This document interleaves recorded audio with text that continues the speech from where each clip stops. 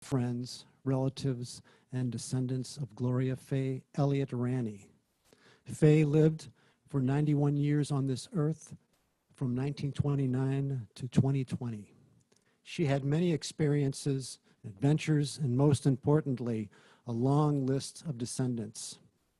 In an order of birth, these are her children: Martha, Bruce, Paul, Clyde, and Eric.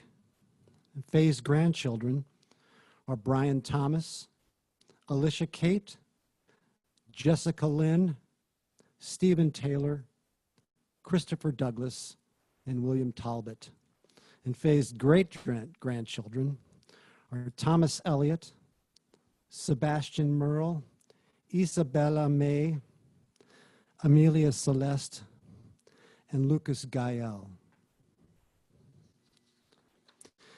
This lineage carries her DNA, all the ancestral patterns formed from Faye's lifetime of experiences.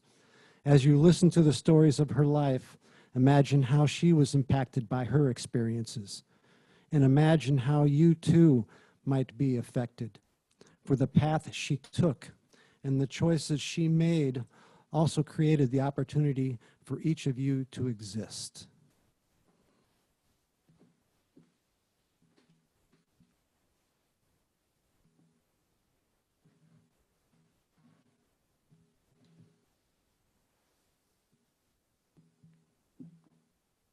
Hello, I'm Clyde, or as I affectionately refer to myself to Mom as number 3. So we're going to do an opening ceremony to call in the directions. So I'm going to ask everyone to place your right hand on your heart and your left hand on your belly and take 3 deep breaths to ground and center and arrive in this moment.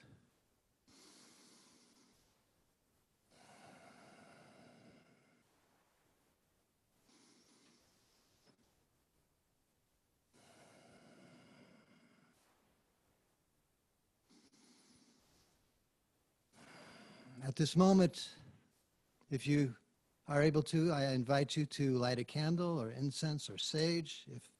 If that's not possible, I will do that for all of us.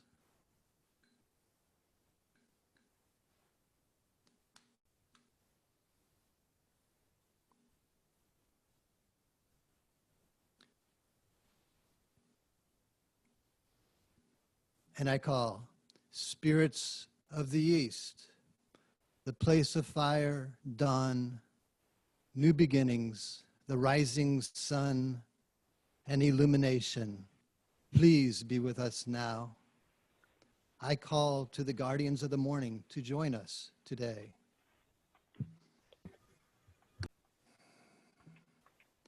Spirits of the South, the place of water, children, emotions, trust, and innocence. All that flows within and without us, please be with us now. I call to the avatars of the afternoon to join us today. Spirits of the West, place of earth, death, and transition. Women, animals, standing nation, the stone people, please be with us now. I call to the angels of the ever heart to join us today.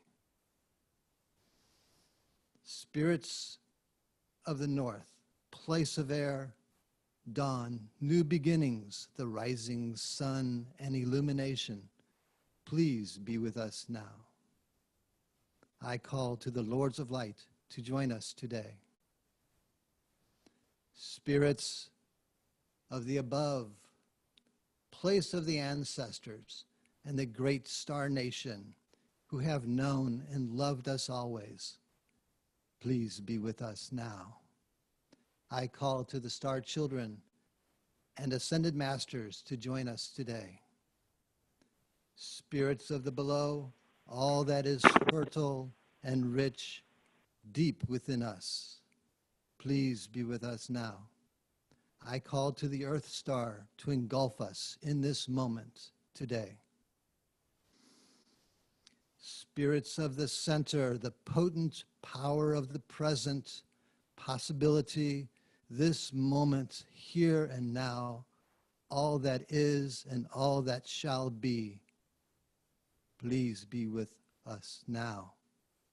I call to the sacred space within us all to open, and we fully connect today. The directions have been called. The circle has been cast. Now, let us begin.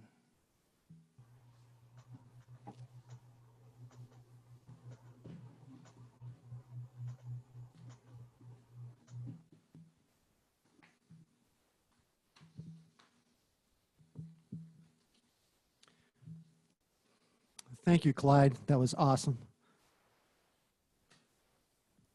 Joining us by Zoom is our brother Eric from his home in Graceville, Florida. Missing from this gathering is our sister Martha, who died from leukemia at the age of 3. I was 1. We never got to experience growing up with a sister. Gloria Faye Elliott was born in Latonia, Kentucky on March 1st, 1929 to Alma Elizabeth Mullins and Taylor Ivan Elliott. Faye was the middle of 3 sisters, Doris the elder and Jane the youngin. Doris would be celebrating her 97th birthday today, so happy birthday, Dottie. All 3 attended 8th District Elementary School and Holmes High School in Covington. The youngest Elliott girl, Jane McKenna, shared some sweet memories with us this week, and I'd like to take a moment to read her memories of Faye. All right, here they go. And these are in her words. It is difficult to capture the essence of my big sister, Faye. She was beautiful with lovely auburn hair and a gentle, kind smile to match her character. Faye was 5 years ahead of me in school, causing me much angst. I didn't know it had a name at that time.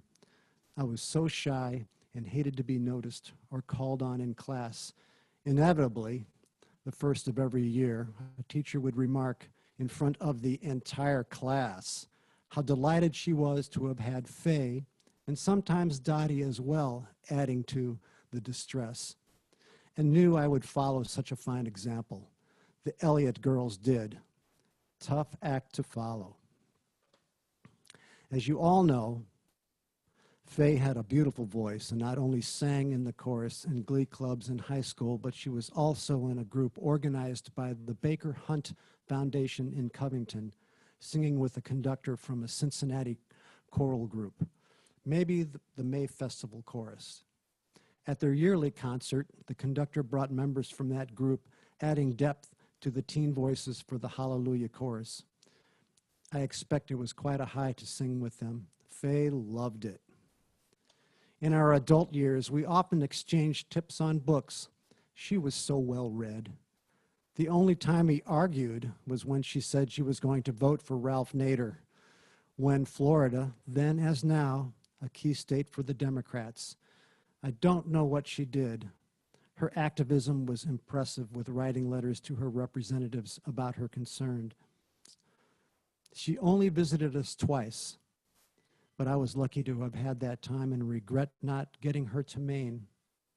During one of those visits, she arrived with an extensive list of all the gardens and arboretums in the area she wished to visit. We managed to hit them all, plus a couple unknown to her trekking all over New Jersey and New York City. She had encyclopedic knowledge of horticulture. That is a time I treasure, joining her in something she truly loved.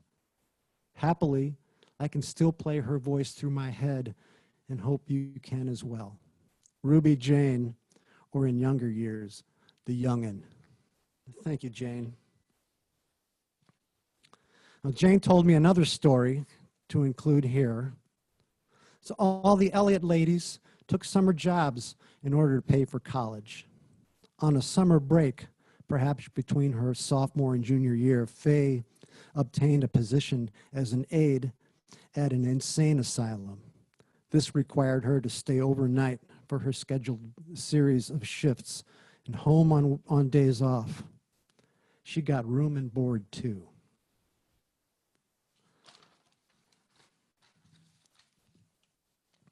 Faye met our dad, Ralph Ranney, while attending the University of Kentucky at Lexington. Must have been quite a courtship because they eloped to New Albany, Indiana, February 12th, 1949. They got married a second time, September 10th, 1949, at Runyon Memorial Christian Church, Covington, Kentucky. The reception held at 30 East 42nd Street, the Elliott home in Covington. Ralph and Faye were still in school at that time. After college, they moved to St. Louis in the early 1950s, where they raised our family. In 1982, they retired to Quincy, Florida, where they built a house of cypress on 10 acres. Once established, Faye joined the Garden Society, where she became certified as a master gardener. In her garden, she grew a great variety of vegetables. It was her happy place, and she lived there for the remainder of her life.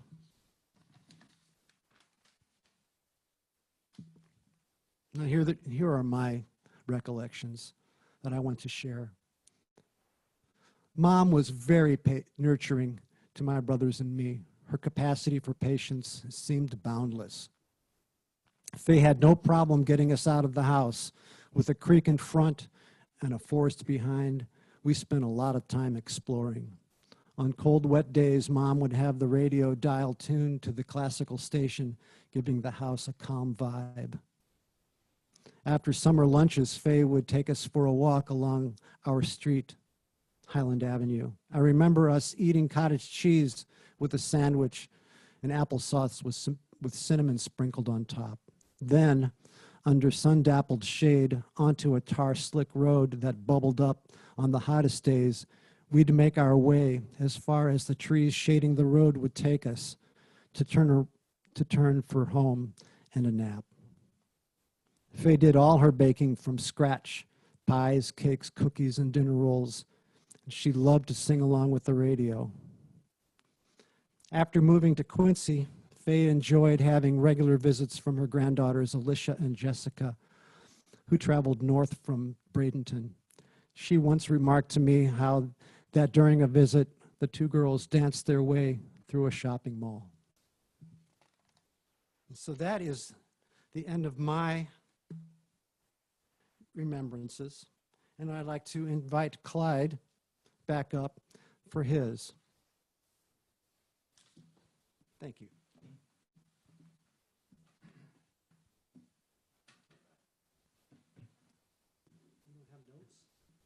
Nice. Somewhere I have notes. Hello again.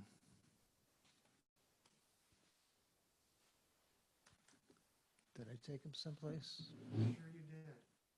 I was so excited. No, you covered him up. Here we go. So I've got a number of stories about Mom. The first one's a real short one. I heard this from her father. We call him Grandpa Taylor, or sometimes Grandfather Elliott, when the parents were around. When Mom was really young, a little baby, he went into downtown Cincinnati carrying her, possibly with the rest of his family. And she was wrapped up like a little burrito, as babies usually are. And as he was walking along, he suddenly realized he was being pickpocketed. He reached around real quick, grabbed the fellow who was pickpocketing him, and then at that point realized he was no longer holding Mom. He looked around and saw she was rolling down the street. And somehow she managed to get back up, and she was okay. So these next couple of stories are one that Mom related to me back in late September of last year, and I recorded a lot of them on the phone, and but I just had to basically transcribe them all because the audio was not that good, and it took a long time for her to tell them. So the first story, I'm going to use actually her words. Before we lived on 42nd Street, we lived on Huntington Avenue in Rosedale. Rosedale and Latonia were suburbs of Covington. We lived the street between us and the railroad tracks. At the end of the block were two little convenience stores. That was during the Depression in 1935. There were guys who got off that train at that intersection, and they would come up the row of houses begging at the back door for something to eat. They were all good guys. They didn't have any money. They were just out of work. My mother kind of made us a little afraid of them, but I wasn't. For some reason or another, she didn't make us all that much afraid of them, but they were good guys. One time, one came to the door, and all she had, now you could buy a lot of things for a little bit of money back then. So she had a 50-cent piece, and she wanted me to go to one of the little convenience stores to get change, but I was busy playing. I was annoyed, and I was interrupted. And the guy said to her, "I'll go down and change it for you." So I gave it to him. I thought, oh, good, this guy will go and get it changed and bring it back. And my mother found out. She saw that I was still playing, and I was going to go down to, and he was going to go down to the store. So she got real mad at me and made me go down there. By the time I got there, he was inside the store and in line up to the counter. I wasn't very polite then. I had just grabbed that $50 away from him, and I got changed, and we both walked back to my mother. I remember being so irritated at my mother because she interrupted my play to make me change this money. So, in the 4th grade, a nurse came around to check everybody's vision and to see if they were okay to see. The nurse who came was a friend of my mom's aunt, who was also a nurse. Anyway, she knew Faye.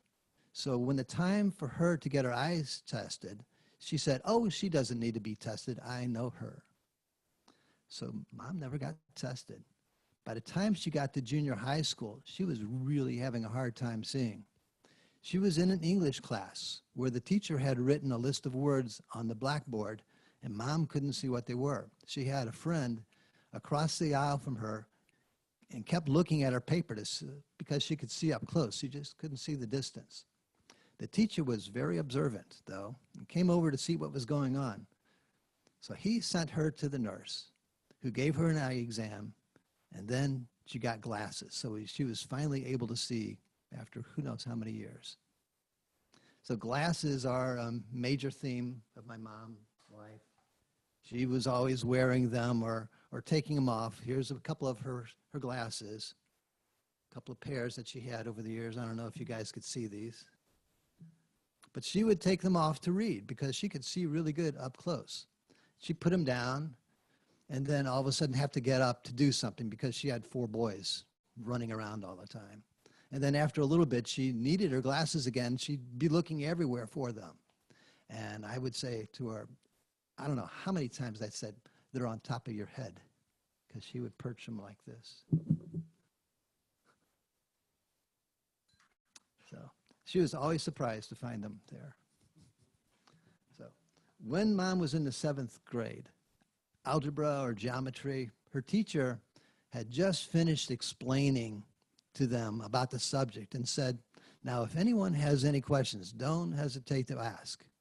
Well, Faye had plenty of questions, so raised her hand and asked a question. The teacher got real mad at her because it was evidently something she had just finished explaining. So she tore into Faye. Mom doesn't know what she said, but it made her feel 2 inches tall, like she was really stupid. Just then, a male teacher came into this classroom, which was fairly overcrowded anyway, and he was told to take some of the students into another class. All the last row of students he was asking for. Well, she wasn't in the last row. She was in the next row up, but she saw her opportunity to get out from underneath that woman. So she gathered up her books and followed them out. And both teachers were kind of surprised at that, but neither one of them said anything. they didn't want to stop that. So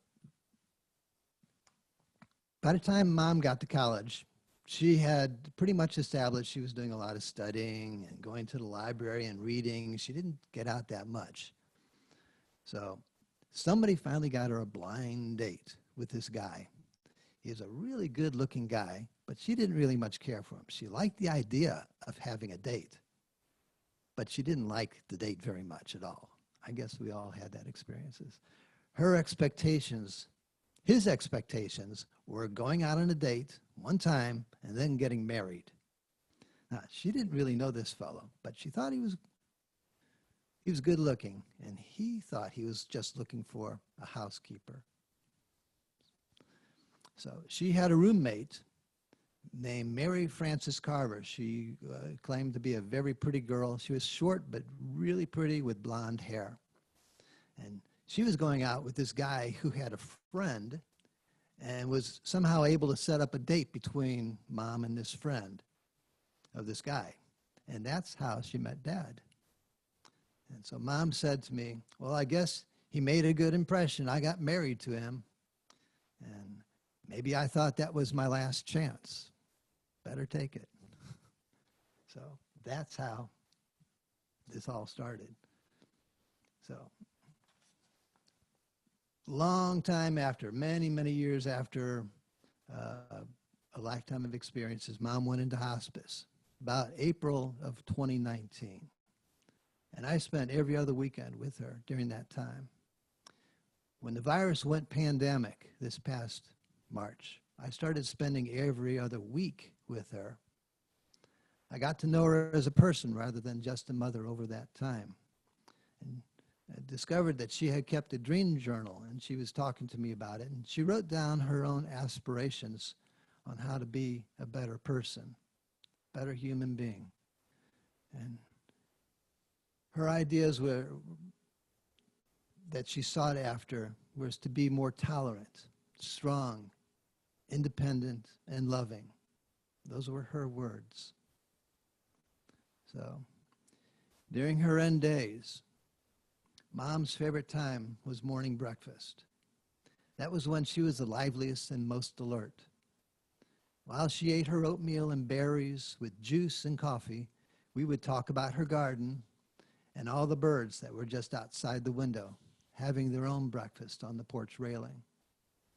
They seemed to be waiting for her to join them every morning. And it always seemed to start out with one or two cardinals, soon to be joined by 3 or 4 more. It was a big family of cardinals there. There was this one pair of cardinals we saw almost every single day that always seemed to feed each other. We first thought it was a mother and child or a father and child, but they seemed to be the same age. And Mom started to call them Tristan and Isolde.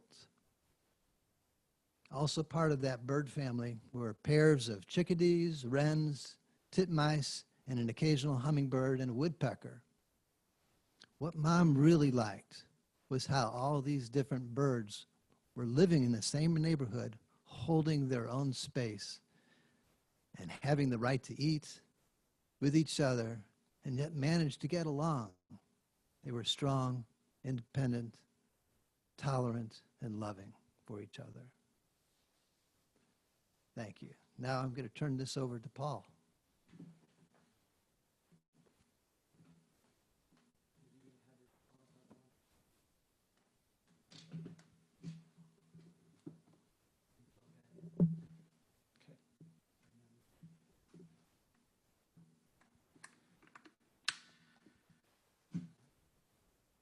All right, let's see if this works. Yeah, good place to put a mask. Hello, and I'm Paul, otherwise known as number 2. And I was involved in taking care of Mom part-time from when she became housebound October 2016 onwards. And there were points in time when this was when I was still working full-time.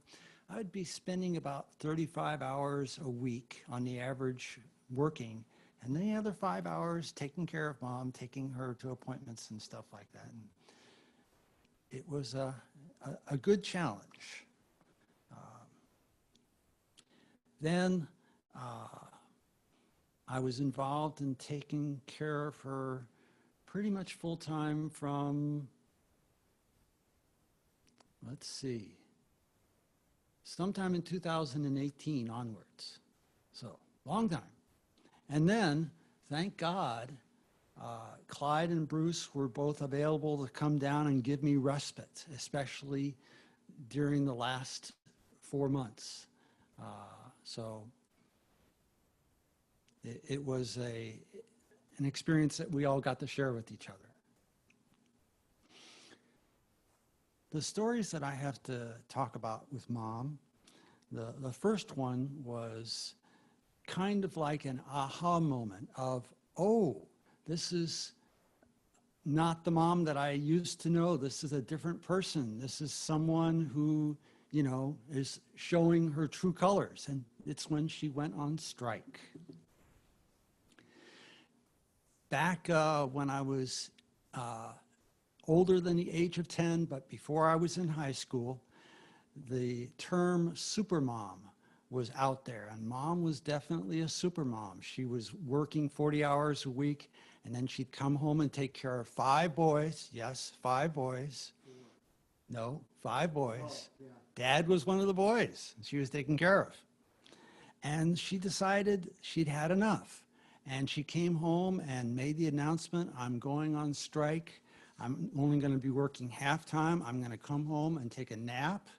And all of you boys are going to have to take care of your rooms upstairs. We were all upstairs. She and Dad had their room downstairs. You're going to have to wash the dishes and clean your clothes. So it was pretty awesome, at least for me. And I was very impressed. And it's already been mentioned that she liked to send us outside, but it was not just sending us outside, it was how she did it that makes the words that she spoke to us the most frequent that I ever heard. And she would say to us, especially after we got noisy and we were throwing marbles up and down the hall and making other sorts of noises, go outside and play.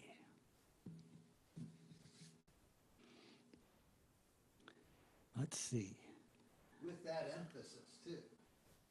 Sometimes even more emphasized than that, depending on how noisy we were. And you know, you got to remember, there were 4 of us.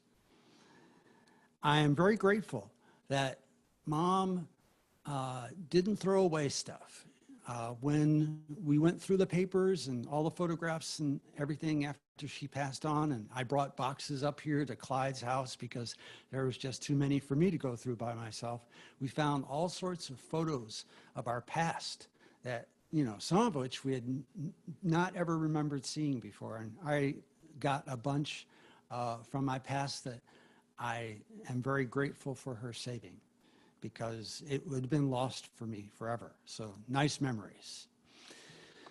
When I was taking care of Mom, there were up times and down times, mostly up because she was very easy to take care of. She would always ask for what she wanted, but in a way that was not a demand, more along the lines of, this is what I want, this is what I need, and when you get around to it, that would be appreciated. The greatest sense of relief that I ever felt in taking care of her, the second to the last day that she was alive, she was no longer strong enough to even hold up a cup of water that she could drink out of. And she was breathing so rapidly that there was no way I could hold up a cup that she could drink out of that she wouldn't choke. And so there she was, 4 hours without any water. And I was, you know, tearing out my hair and wondering, okay, this is a terrible way for her to go.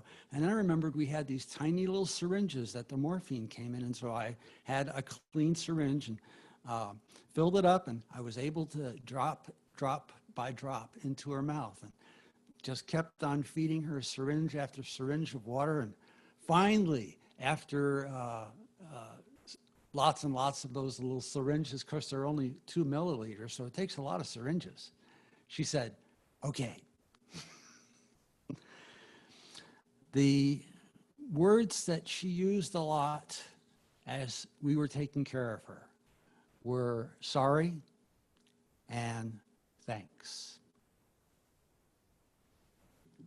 This is a song by Mary Chapin Carpenter, one of the songs I used to play her out during the 2 hours that I was waiting for hospice to come to the house after her last breath.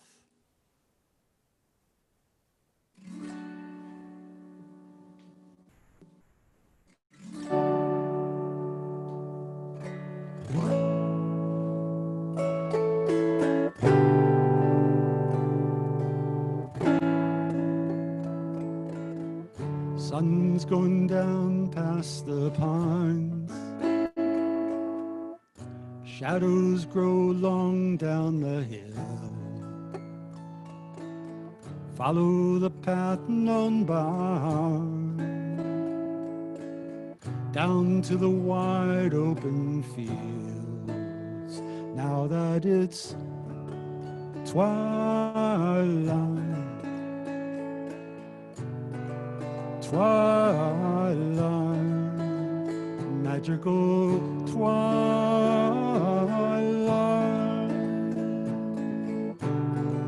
twilight. You are free, you are free, you are free, you are free. You are free, you are free.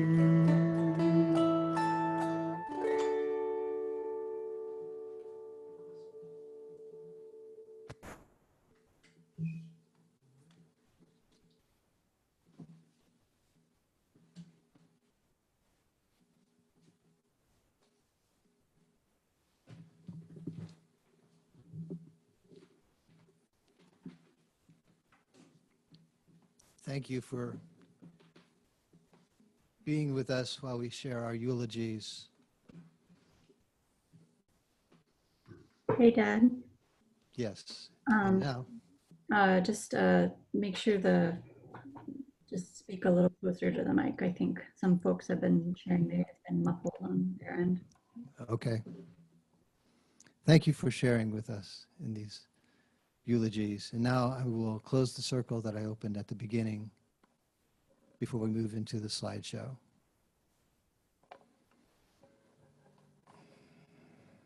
So I dedicate all the loving and energies that we have generated today to the memory of Faye Elliott Ranney, to ripple out in all time, space, and dimension as a blessing to all beings.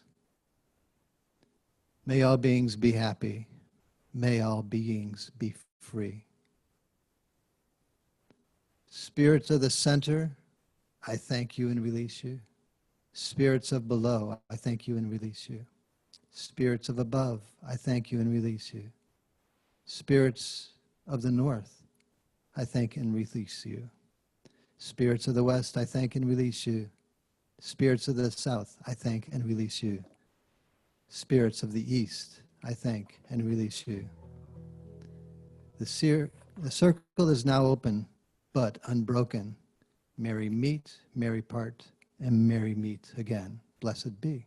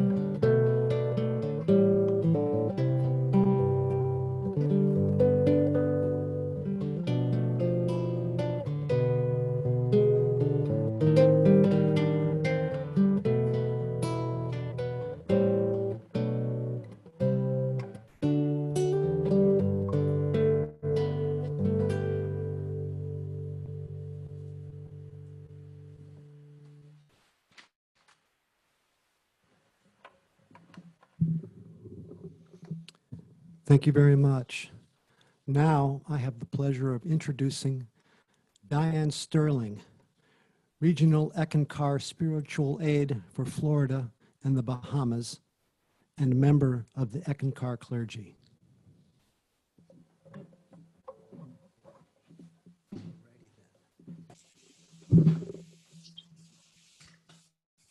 Hello, everyone. I want to say it's a real pleasure to be here today under these circumstances. I've enjoyed so much what you've shared about Faye and hearing about her history, her family, the parts of her that I didn't know. And it was just very wonderful. Everything you've shared has been so uplifting and very beautiful. I met Faye, I think it was in 1986. I think that was the year. My husband and I had just moved to Tallahassee in 1985. I've been a member of Eckankar since the 70s. And one of the things I love to do is have classes on Eck and share it with other people. And so they had a program in Tallahassee at FSU called Center for Participant Education. And this was a program, kind of like a free university thing, where anybody could have a class on almost anything. And they would publish it all around the city and give you a room and all that. And so we had been doing some classes, some Eckankar classes there, just to let people know about it. And I set up a schedule for 6 discussions. And the first night that, each one had a different topic. I don't remember what they were, but the first night there were 42 people that came who were interested. Faye was one of them. And so we had lively discussions for those 6 weeks. By the time, as often is with things like this, some people say, well, I'm not really that interested, so some don't come again. But by the end of the 6 weeks, we still had 20 people who were very interested. Another member of Eckankar invited them to attend another discussion class, and they did that, and Faye was part of that. And by the time that was ended, there were 9 people who really were very, very serious about wanting to study this much deeper. And so I started a class of the X studies for people who are serious and want a commitment to grow spiritually in that direction. And Faye was in that group. Also, another person who is on this Zoom meeting today, this memorial, was John McKinnon. And he's with us today. He was part of that group too.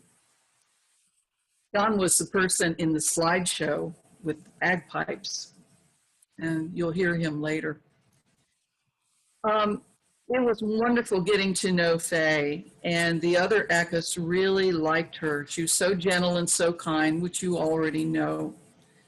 Her I don't know, she had a spark and a sparkle, and yet, this quiet kind of reverie almost, where she just would be sitting there like basking in something, something of love or something beautiful or spiritually uplifting. And she just lifted everyone up. We knew, she told us that she had gone through cancer, and we knew about that. Sometime later, She told us that they had found cancer again, and the doctor had, was requesting that she have surgery. And she was very calm about it. And she said, the doctor said to me, this is not your friend. And she said, after that, I had no hesitation. She seemed very calm and took, from what we saw, I don't know how it was from your view as a family, but from what we saw of her, she seemed to move forward through this process as another one of life's experiences. Difficult, yes, but it would not defeat her. I didn't maintain a lot of contact with Faye after we moved in '97 to Jacksonville. And then later we moved to where we live now, which is somewhere in the woods between Hawthorne and Blacka. And my responsibilities with Eckankar have grown quite a bit. So I was mostly seeing, people arranging for events and things like that. But my friends in Tallahassee would keep me updated about Faye.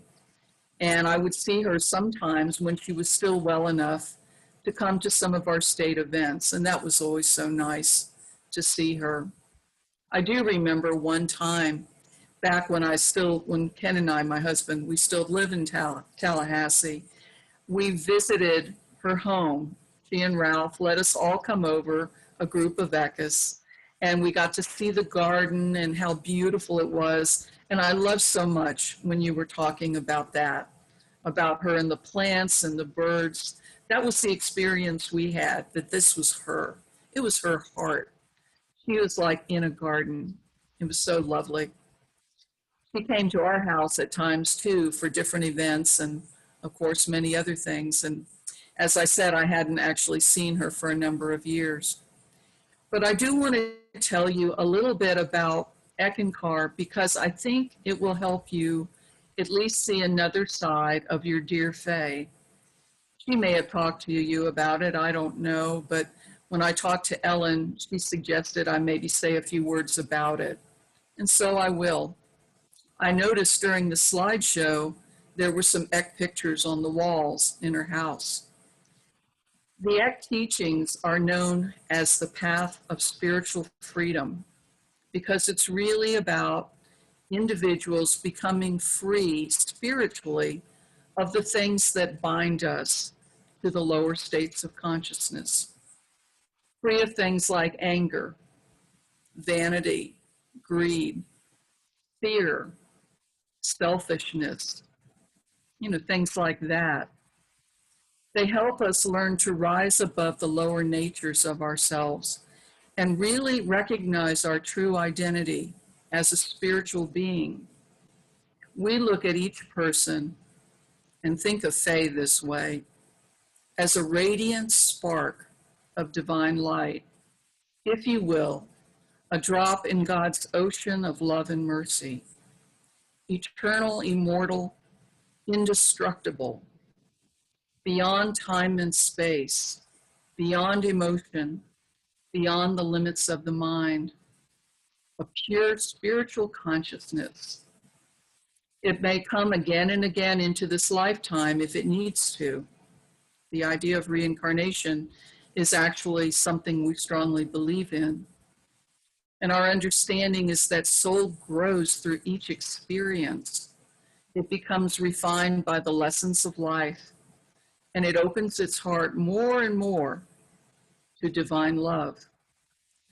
Soul may experience many spiritual teachings because each one is like, I don't know, it's like a message in a different language, but the message is essentially about the same thing. And so we see it that way, that all spiritual teachings that promote love and kindness and goodness are good and true, and each one has a place. Faye was so wonderful. We just loved her so much. A couple other things that would help you understand a little bit more about this side of her, perhaps. is the real heart of the ECK teachings is for each individual to recognize themselves as this spiritual being, as soul, through their own spiritual experiences. We believe that, oh, heaven is not just a fantasy or the domain of one spiritual teaching, but there are many different mansions in the heavenly universes. We call them planes. Soul is multidimensional. And we have the ability, before death takes us beyond this world, we have the ability, here and now, while still awake, to be able to go within and have experiences in these other dimensions. It's very common now for people to make jokes about out-of-body experiences, but it's a reality, and it's one Faye knew too. It's a place for you to discover yourself beyond your limitations of the physical. We look for something that is the lifeblood of all universes, what they call the voice of God or the word. In Eckankar, it's known as the light and sound. And this is the light that many different spiritual teachings talk about in their sacred scripts. Or I said scripts, I meant to say sacred texts, I'm sorry. The light, it shows the way ahead. It illuminates the worlds of heavens, the worlds of God, if you will. And the greater part of this spiritual current is the sound. The sound is the vibration of God's will, if you will. It's so hard to put in words, but it moves through all universes, and it brings life and creation to all things.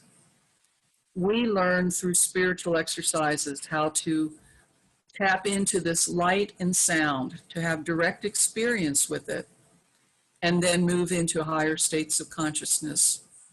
I love that you mentioned Faye's dream journal. That's a big thing in the ECK teachings. Most of us keep a dream journal because that's an easy way to take a peek into these inner worlds. Sometimes we go beyond the dream state and wake up in that consciousness. There's a popular term for it now, lucid dreaming, but Eckankar just looks at it as, soul recognizing itself in a higher dimension. One of the most important things about Eckankar that I think Faye would be very happy to share with you is a spiritual exercise that anybody of any spiritual background or belief can do. And it uses a beautiful word, an ancient mantra, a sacred sound. The word is Hu. It's spelled as H-U and pronounced like you, only with an H. We believe it is an ancient name for God, one of the lost secret names of old. Eckankar didn't invent it. It doesn't belong to Eckankar, but the spiritual masters of the ECK teachings throughout centuries have taught it, whether secretly or through other teachings. It's been known before. Using the Hu as a sacred prayer song, or if you just want to think of it as a chant, if that might work for you, can lift you to a higher state of consciousness. We don't use it to change things. We don't use it to, I'm going to sing Hu and say, hey, make my football team win. Or I'm going to sing Hu and, hey, give me more money, or things like that. We don't pray to God and demand things. It's more like opening our hearts and letting the sound of the Hu or the sound of this current of life come in and lift us up to a higher level of consciousness and understanding. And then answers begin to come. It doesn't necessarily take away the challenges of life, but it begins to show us how we can address them, how we can move forward with a loving heart and treat each other with the highest level of love and kindness and graciousness. And on those days when we're maybe not our best, it can help us recover from that temporary state of grumpiness or whatever it might be. Um, I'm so grateful that I'm going to be able to share with you a recording of the hue in just a moment. And when we do, I'll invite you, if you wish, totally up to you. If you'd like, you may close your eyes and look within at the spiritual eye, right about this area, inside. It is possible you might see a flicker of light, blue, white, yellow, pink, or even green. You may get a sense of something, a cloud of light or sparkling of stars. And as we're singing the hue or chanting it, you can listen for other sounds that may come along with it. Sounds of nature, sounds of humming, it could be anything. And if you experience those things, you will know you've had contact with this spiritual current, which we call the Ek, also known commonly as the Holy Spirit. So when we do this, our wonderful host will mute everyone so that you will be hearing a recording of the hue. And so you can chant along at home if you want, just as loud as you want, or quietly, or you can just listen. But first, I want to read you something about the hue, and I think it will help not only explain a little bit about that, but more about Faye and what she was studying, meaning the Ek teachings, what it meant to her, and what she was looking at spiritually. Maybe this will give you a deeper vision. I'm reading from a little book called, I'm going to hold it up here. It's called The Sound of Soul. And this was written by Harold Klemp, the spiritual leader of Eckankar. His picture's behind me. We think of him as a pretty good guy. So if you'd like to listen, I'll read this and then we'll listen to the hue, and you're welcome to sing along with it. There'll be, when we do the hue, there'll be about 20 seconds of silence just for you to contemplate a little bit. And I'll end that by saying, may the blessings be. Hue, an ancient universal name for God. This sacred word can spiritually uplift people of any religion, culture, or walk of life. It is freely given, a gift beyond measure. Hue is the sound behind all sounds, woven into the language of life. It is the wind in the leaves, falling rain, thunder of jets, singing of birds, the awful rumble of a tornado. Its sound is heard in laughter, weeping, the din of city traffic, ocean waves, and the quiet rippling of a mountain stream. It is a word people anywhere can use to address the originator of life.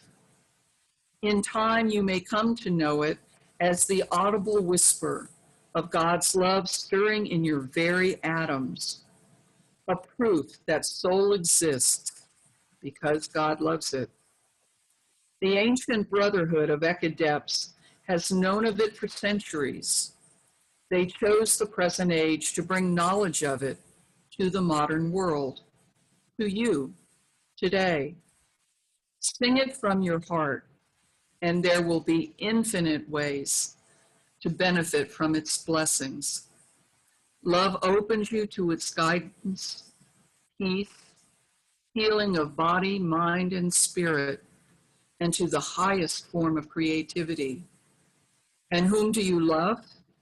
God, the Creator, divine intelligence, the Holy Spirit, the Ek, the life force, the all in all, the one. Or just love your family, pets, your neighbor as yourself, the flowers you watered today. Love is love, and you are that. Hue is the sound of soul. Hue will prepare you to accept the full love of God in this lifetime. Begin today. Find a quiet spot.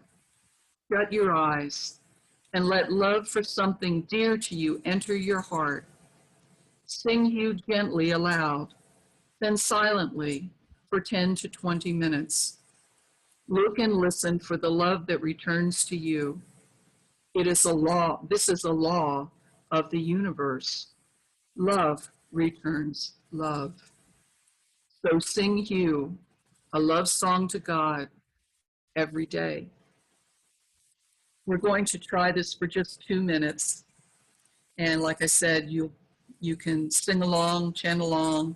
No one will hear you because you'll be muted, or you can just listen. So let us now start the Hugh.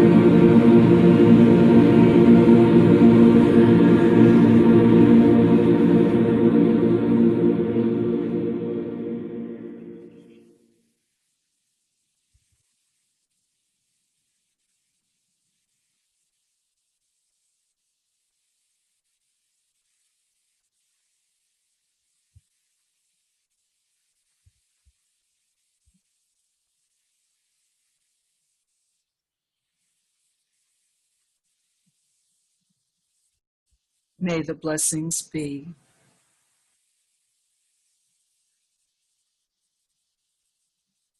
Thank you very much. Appreciate being able to share a little bit with you. And I hope it helps you see another side of your dear Faye, whom we love very, very much. Thank you.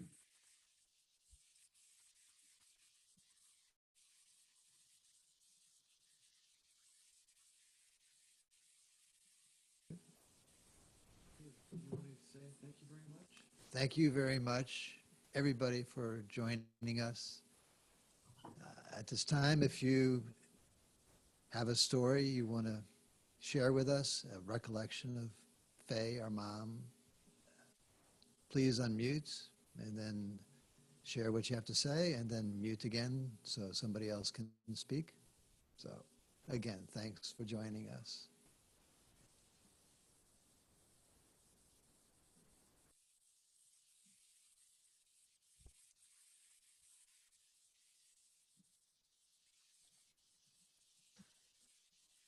Hello, everyone. I am Paul in Cancer, and I'm the local director for Ekanka here in Tallahassee and had the opportunity to know Faye and associate with her and sharing her experiences. In one of the pictures of the slides that you showed, there was one black guy sitting there. I believe that was me. I'm originally from Ghana, West Africa, but I've been here in Tallahassee for over 30 years. And I am a very long member of Ekanka. And what I want to share here is Faye will come to our activities that were all held here in Tallahassee in Dorothy Ovin Park. You know, regardless of the weather, she will show up. And then it got to a point where she couldn't do that. And we did miss her, so we decided we will go to her. So we started holding classes, book discussions, and simply sometimes a huge chant in her house. And through that process, we became like a family and really did enjoy every moment of it. She will do the coffee. I'm a very slight coffee drinker occasionally, but Faye will have the coffee ready and will participate and do our discussion. And it was just lovely. She is such a lovely soul, open, and it's just a joy to be around her. Then one day we had our discussions and she had informed us of what she was going through. So she said, folks, I think I cannot host these activities any longer. The doctor has given me a certain time span that I will continue to be in this body, you know, and I need to prepare and get myself ready, you know. And as an African, even as an Ekis, I still have my African roots. But that was a shocker, you know, because Africans don't want to talk about death, okay? So this whole idea of accepting that this is the ultimate and we embrace it and I'm going to prepare to go through it was a gift for me. You know. And so we respected that, but occasionally we would still go and see her until finally she was moved to the I don't know what is the word? The place that where she was. Okay, and only a few of us went over there to see her. So in conclusion, I just want to let you all know that personally, I benefited from the experiences I had with her, her openness to admit her in her home, and the joy he gave us. And I appreciate that. I just want you to know. Thank you.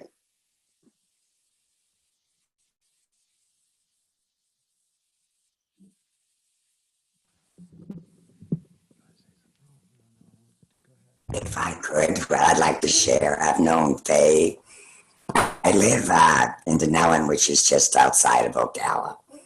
And I first met Faye at a regional Eckankar seminar, 30 years ago, 25, 30 years ago.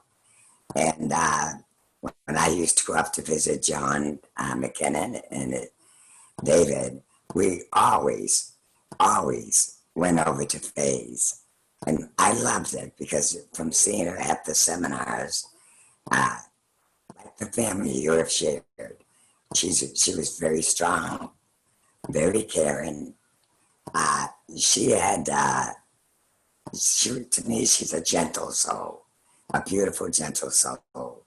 And when I would go over, John and David and I and Ralph and Faye would sit and would gab, and it was just an uplifting afternoon. And one of the things I totally loved was we'd go outside and we would go through Faye's garden and she would explain every little vegetable. And it was just beautiful. And she brought a lot of love into my life every time that we went. So I want to thank the family for letting us come and share the love that we also have for Faye. Thank you.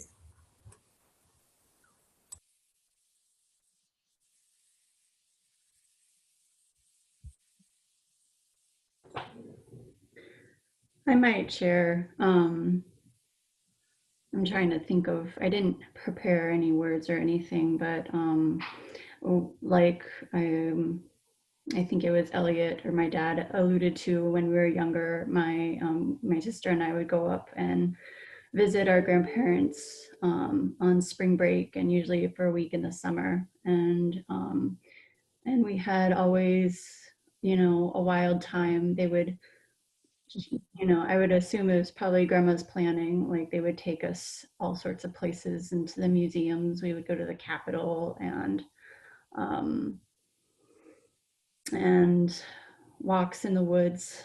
It was a lot of great memories. I think she inspired me to cook. We were always helping her in the kitchen, and she was always baking from scratch. And she would have us go run out and pick such and such from the garden, and find all sorts of menial tasks to keep our kids busy, which has inspired me as a mom, I think, to keep my kids helping me in the kitchen too. And so it's fun remembering her. She was always writing cards and telling us about what she was up to in the garden, or what trees were blooming, or what plants were coming up, what animals she might have rescued.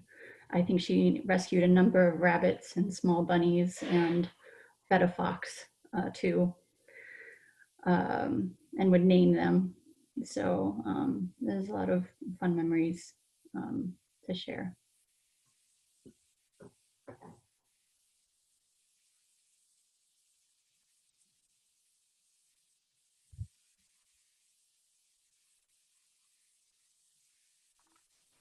Hello.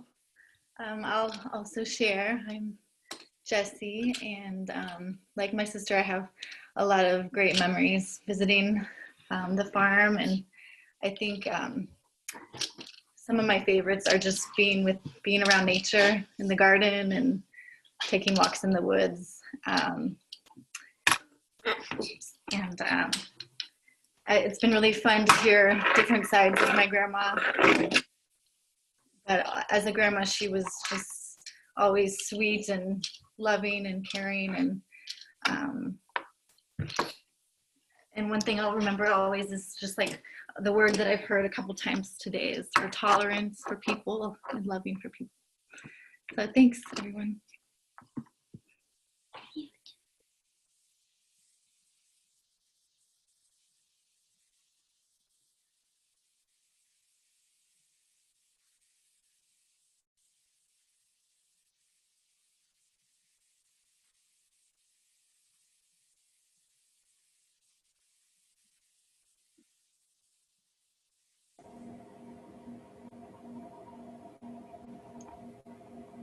Okay, hopefully you can hear me. I'm like Alicia, I didn't really prepare for anything to say, but my name is Ken Sterling, like Sterling Silver. I am Diane's husband. And when I first met Faye, it was during the time of the class at FSU, CPE as they called it at that time.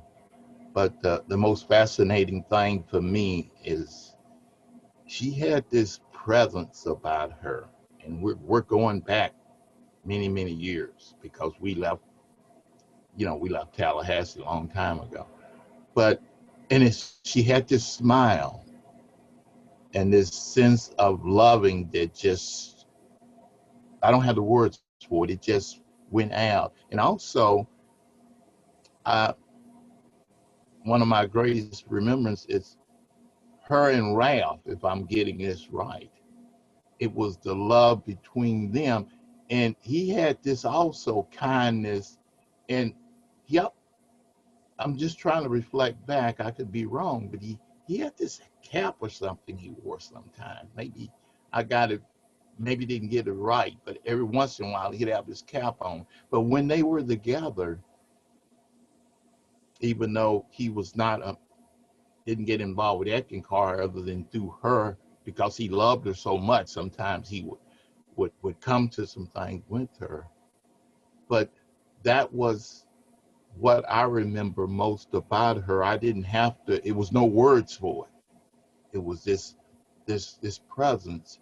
And again, through the use of the hue and some of our other spiritual exercises, it was just a treasure that is beyond words. When you had to slideshow, for me, it wasn't just a slideshow. It became a reality because through what we call soul travel, I could actually follow from beginning to end. When it came up, it was like right now, being able to live those experiences. And this is the gift sometimes just given through whatever closeness you have with the divine spirit. And that's the love that was started before you started the slideshow, all the way from the first music that was played to the song that was played in her honor, that was played in her last moments. Then for me, it was not just a song. It was that ability to be there. And that's something once you experience it, it's not just spoken that way. And I've had my own medical issues, and I'm young compared to the 91 years that she lived. And how fortunate we don't realize things don't last forever. I just turned 71, so I got a long ways. I'm hoping I'm able to be as graceful and make it that far. But either way, I'm the happiest, one of the happiest persons in the universe. And but that was, and I'm the type of person, once you meet a person like Faye, then it's forever. It doesn't just go away. And the love that the family members and everybody shared, how beautiful. And as they would say, she's looking at us all right now. So thank you.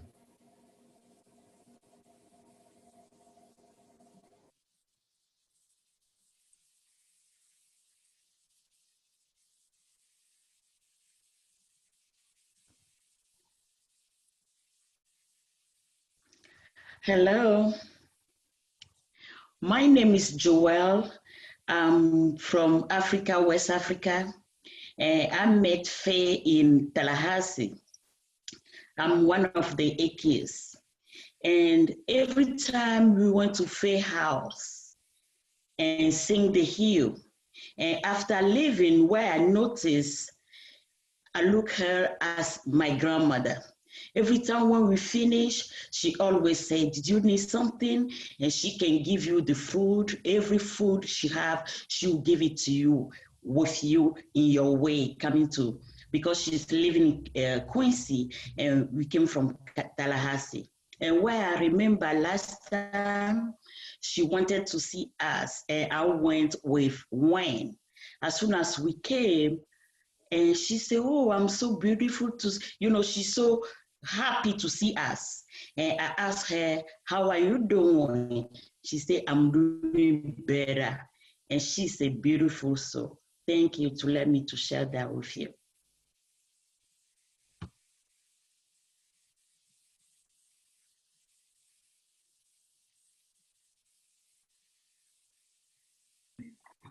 Hi, so this is Alejandro.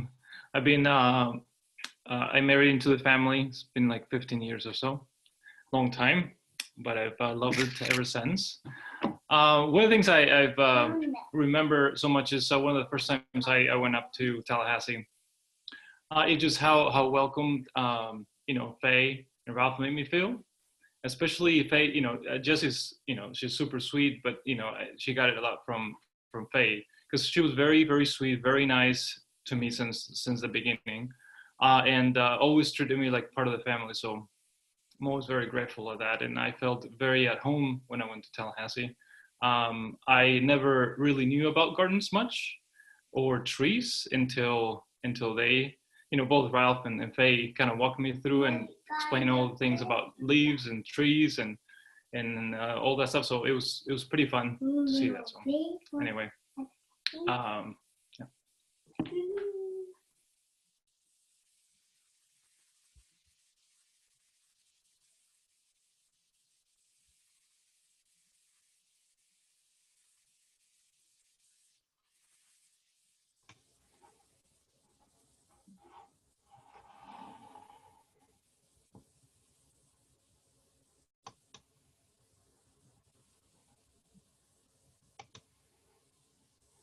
Hi, everybody. It's lovely to hear you all. I just wanted to say hello. I'm Faye's daughter-in-law for 40 years now. She's just such a lovely person. She was far away and we both had busy activities and didn't necessarily speak frequently. But anytime I talked to her, I knew I would get a wonderful reception. I knew that she loved our boys and our family, and there's just such kindness to her, and just really valued her in my life. I'm very proud, especially in these final years, of the way her sons, our sons, Clyde's daughters and son, all took part in helping her to have a quality of life through those final years so that she could stay close to her garden and be cared for, not only by her kids, but also by some very caring helpers that joined us in the process. And I appreciate everybody who's been involved and want to thank you all. And to thank Faye for her lovely support throughout life.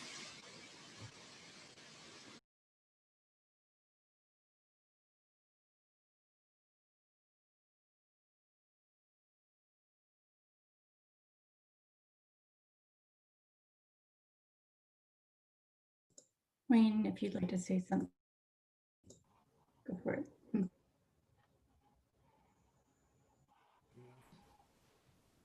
I have a memory that I'm really not sure how it came about. It's one of those things that show the connection that we have with each other on such a deep unconscious level. And it was pointed out to me, many years, I'm sure, after it started. But I would be hanging out with my mom, sometimes sitting next to her, standing next to her. And I would find something and hand it to her without saying anything, and she would always take it. Maybe it was something in my pocket. I'd just pull it out and hand it to her, and she would always take it. And sitting at the table next to her, I'd pick up a spoon and hand it to her, and she would take it. I was totally unaware of it, of this pattern that we had. I think it was her way of saying, I'll take whatever you have. I'm there for you.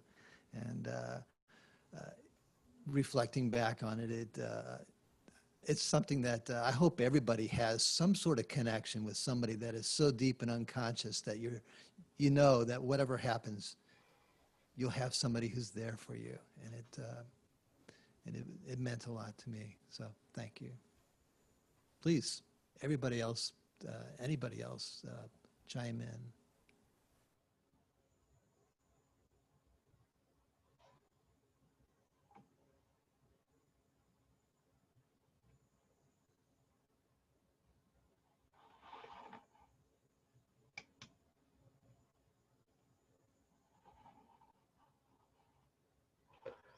This is Wayne. I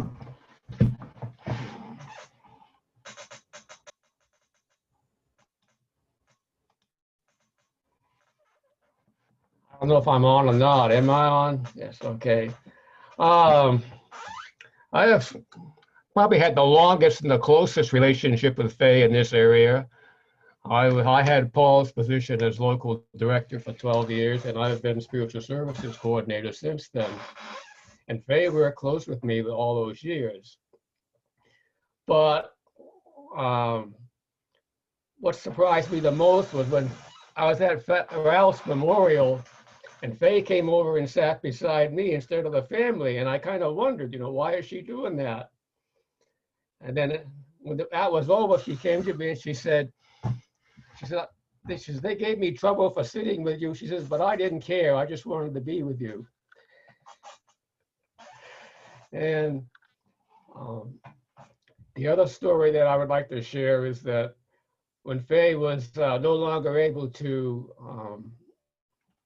participate or even host any of our classes there anymore, I would stop out and see her, sometimes alone and several times with Joelle, as mentioned earlier. But Faye had a housekeeper who was a former co-worker with me in one of my former jobs. And she was a person that's just had, I guess, maybe a rough life in her earlier life, but she was always a nice person. But when I started talking with her, and I realized that her association with Faye had transformed her consciously a huge amount, and it shocked me. And I just wanted to share that to let you know what kind of influence somebody like Faye can have on all the people around her. Faye had lifted this woman remarkably from where she was originally. And in a very short time. I think she was only with Faye for several years when she no longer could take care of her house alone. But Faye was, to me, we just had a rapport that cannot be described. We work with each other, it just, beyond comprehension.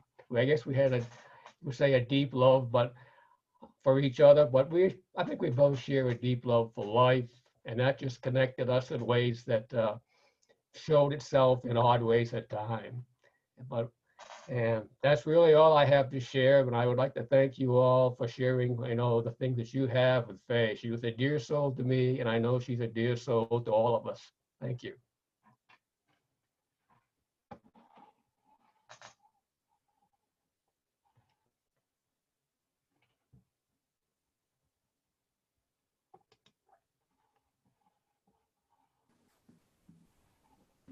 Well, thank you all for sharing those very, very wonderful, kind, and loving words about Faye, my mom. As Paul mentioned earlier, many photographs came up here, and I sorted through many of them. I tossed out a tremendous amount of pictures of nature that reflected both my parents' love.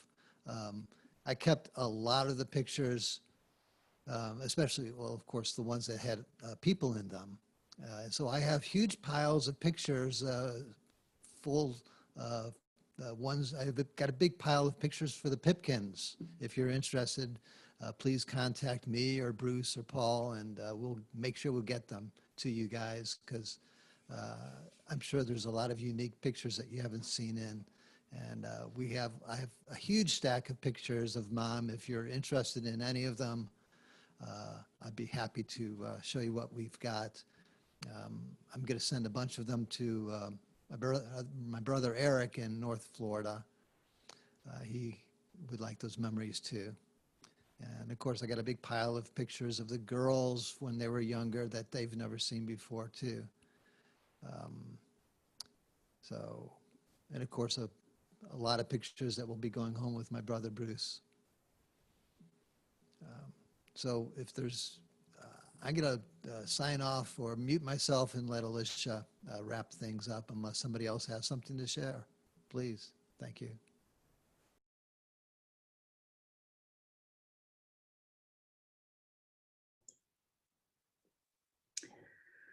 Well, thank you, everyone.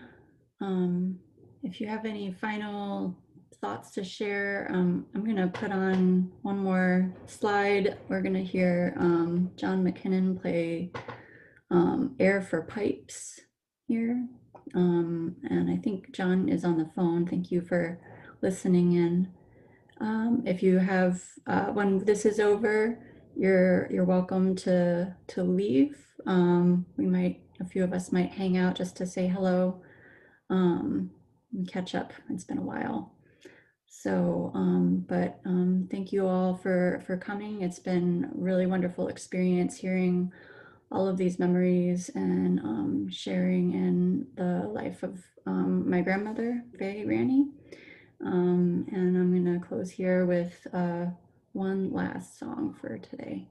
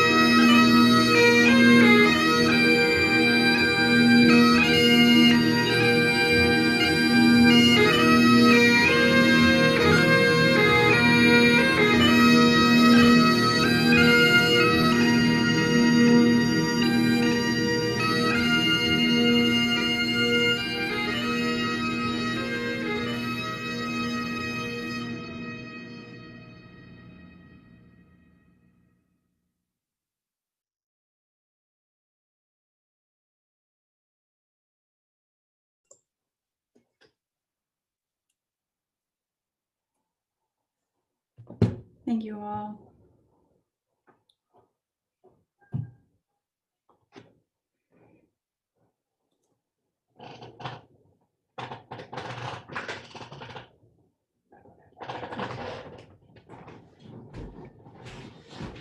I must say that I think Grandma would be quite pleased about the election results. Can't speak for everybody's political beliefs, but I know she'd be celebrating. She probably is with us right now.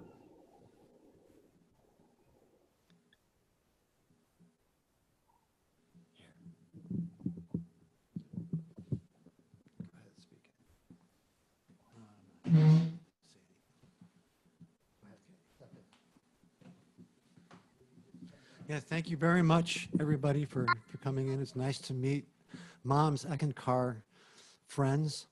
It's great that she had such a nice community. It's great to see you, Al and Jesse, and Isabella and Lucas. I've never met you before, Lucas, but you're Lucas. I would never. I would know where anywhere to see you. So. Hey guys, good to see you. Nice job, everybody. It's good to be seen. Thank you. That was very nice. Very nice. Thank you. Jane, how are you? I'm just saying hi. Hi. Hi, sweetie. Jane McKenna. Are you with us? Might be. She's on mute. Aunt Jane, yeah. Okay, we need to We just got a little family group here. I just wanted to say hi. No. You can unmute, Jane. Hi, Stephen. And Stephen. Hi, Stephen. He's over here with me. He's just listening on the porch. There's Stephen. Hi, there he is. He came over to hang out with me because Elliot's in Atlanta, so obviously. All right. Yeah. Hi, I finally got it on. I finally found you again. You have video there? It was a beautiful, beautiful ceremony. She would have loved it. And she would have just been over the moon about the election. As Yes. No, she would. we would have, yeah. Very Thank much. you Jane, so Jane, do you have video? I Can you do, get video? but it's, I'm not decent.